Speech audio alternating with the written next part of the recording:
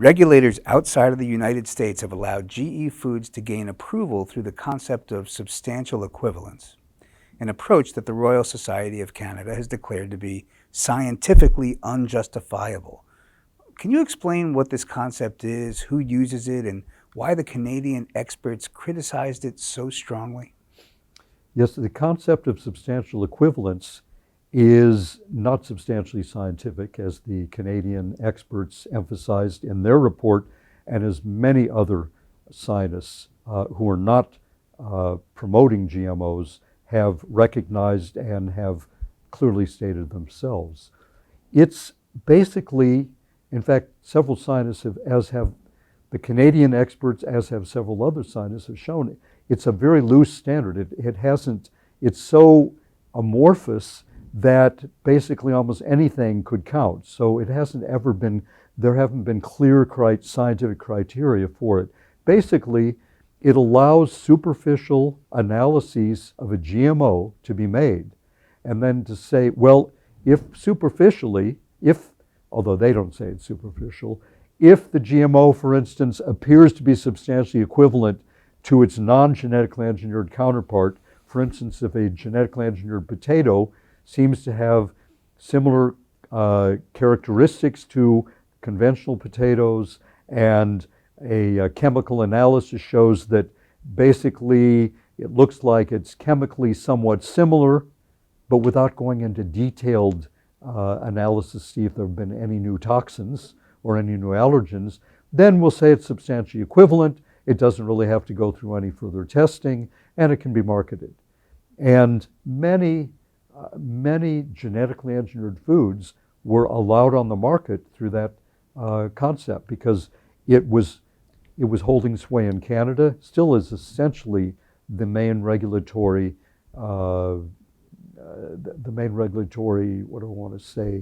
concept in Canada. In the European Union, it was up until 2013 that the concept of substantial equivalence was the main avenue through which genetically engineered foods were being approved. It was only consumer resistance that were keeping those foods off the market, not the European Commission. They were approving these foods. In Australia, again, substantial equivalence was the primary, and I think still is the primary rubric through which genetically engineered foods are assessed and by and large approved. Now, in the United States, it's worse. Even though the substantial equivalence is a very loose, unscientific way to analyze requirement, in the US, there wasn't even that. The FDA does not require one iota of testing, and it imposes no mandatory burden on Monsanto, DuPont, and other manufacturers of genetically engineered food. So in the US, any manufacturer can dump any genetically engineered food on our market, not only without testing it, not only without even putting it through the analysis of, well, can it be considered substantially equivalent to conventional crops? It doesn't even have to inform the Food and Drug Administration that it is putting a GMO on the market. So not one shred of requirement imposed by the US government when it comes to food safety, by the FDA, on any manufacturer of genetically engineered food. And yet they claim that they're putting these foods through a rigorous review process. That is an utter falsehood. And it's really just shameful that the FDA continues to make that claim and to get away with it with the assistance of eminent scientists and scientific institutions who should know better and perhaps do know better, but continue to parrot the FDA's fraudulent claim as well. What about the claim that traditional breeding is just as likely to generate novel toxins as is the process of creating new plants through genetic engineering? That's another claim that is scientifically unsound and demonstrably false. And that claim has been made by eminent institutions. In fact, let me give you an example of how bogus this claim is.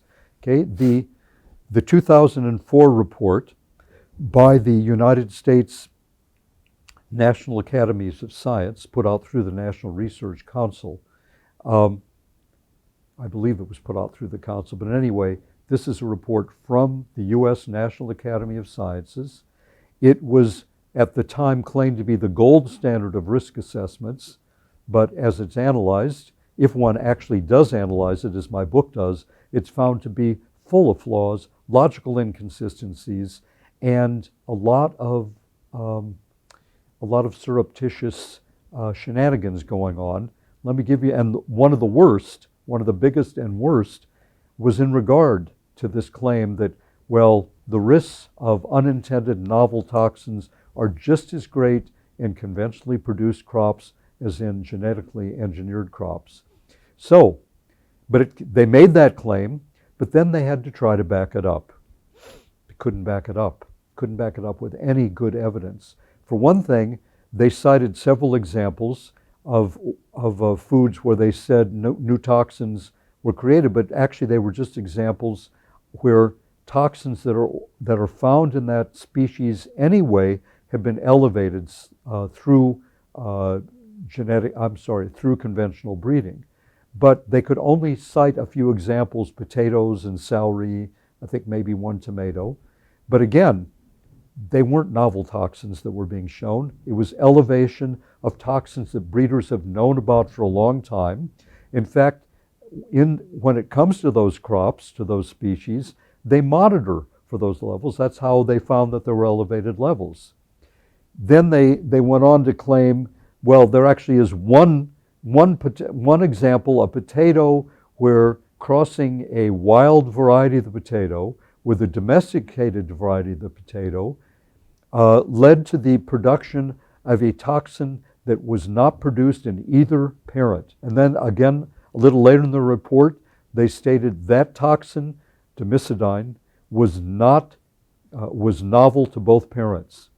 That's an outright fabrication. It's a falsehood, because domesticidine is produced in almost every potato as potatoes develop and mature. Now, the thing that was different in the genetically engineered potato, in that particular conventional potato, was that domesticidine was still present in the mature, ripened potato. That was unusual. That isn't the case in any edible potato, or it will be inedible. But it wasn't novel. It wasn't a toxin that had never been produced in either parent, like they claimed. And again, it was found because potatoes are checked for domesticidine. Now, if that had been a truly novel toxin, they wouldn't have even known to check for it, because it wouldn't have been in potatoes before.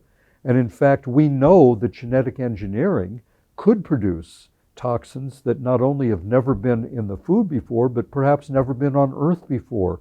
That's why the scientists at the FDA and the Royal Society of Canada and many other independent bodies have warned that that's why GMOs need to be carefully tested, because they could contain toxins or allergens that have never been before seen in that species.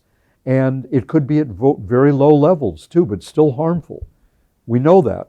So that's why the independent experts, like the experts at the Royal Society of Canada, have cautioned about the risks and have called for rigorous testing, because only that rigorous testing with the whole food, feeding it to animals and then ultimately to humans, could give us great enough confidence that there hasn't been some novel toxin or allergen created in that food.